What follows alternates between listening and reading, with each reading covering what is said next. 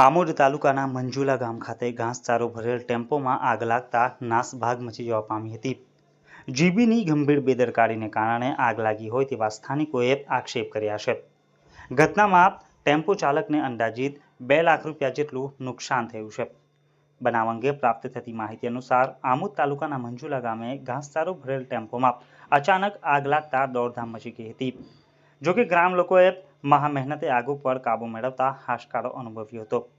ગામ લોકોએ બનાવને પગલે આમોદ નગરપાલિકાના પ્રમુખને ટેલિફોનિક વાત કરી હતી, પરંતુ ગામ લોકોએ આગ ઉપર કાબુ મેળવ્યા બાદ ફાયર બ્રિગેડ આવતા તેઓએ ગામ લોકોના રોષનો ભોગ બનવું પડ્યું હતું।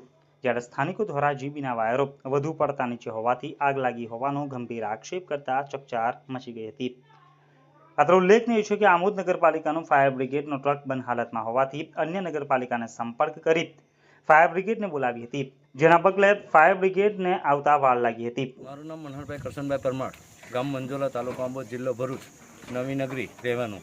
અને ઘાસની ગાડી ભરેલી નવી નગરીમાંથી આવતા બધી જગ્યાએ જીબીની એકદમ નિષ્કાળજી છે। વાયરો નીચા છે, જોઈ લો, આ વાયર નીચા છે અને એ લોકો એવું કહે છે કે 17 ફૂટ ઊંચા વાયર છે, તો આ 17 ફૂટ દેખાય છે, જોઈ લો। અને જ્યારે એકય વખત જીબીને વારંવાર રજૂઆત કરેલી છે, મેં પોતે પણ કેટલી વખત રજૂઆત કરી, ક્યારે સાંભળતા નથી। બીજા નંબર મેન્ટેનન્સ કરવાનું થાય તો ટાઈમ પર હાજર આવતા નથી। આ બધા જો દોરડા જેમ તેમ લબડેલા છે। તો તમારે શું ઘટના બની? એમાં ટેમ્પાના વાયરના અડવાના કારણે આગ લાગી ગઈ।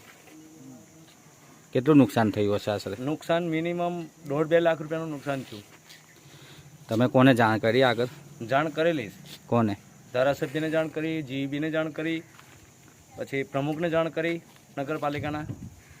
તો ફાયર બ્રિગેડ આવેલું? ફાયર બ્રિગેડ આવેલું, પણ ફાયર બ્રિગેડ કંઈક એના ટાઈમે પણ આવતા પહેલાં અમે આગ ઓલવી નાખેલી હતી। ગામ લોકોએ બધું ગામ, આખું ગામ થઈને બધાએ પાણી વેળી અને આગ ઓલવી નાખી।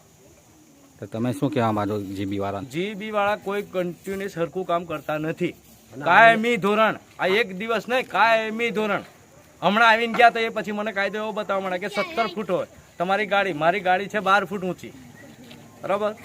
અને ઘાસ ભરેલું હોય તો 13-14 ફૂટ તો થાય જ, તો 17 ફૂટમાં લાગે ના કોઈ દિવસ। અને આઈને ઉભા રહ્યા નથી, અને આઈને ઉભા રહ્યા નથી જીબી વાળા। આ વાયર બળેલા છે, જુઓ, એ ચેક કરવા રહ્યા નથી, ડાયરેક્ટ જતા રહ્યા। જો આ વાયર હળગેલા છે, હવે કંઈક થાય તેની જવાબદારી આ વાયર હળગેલા છે।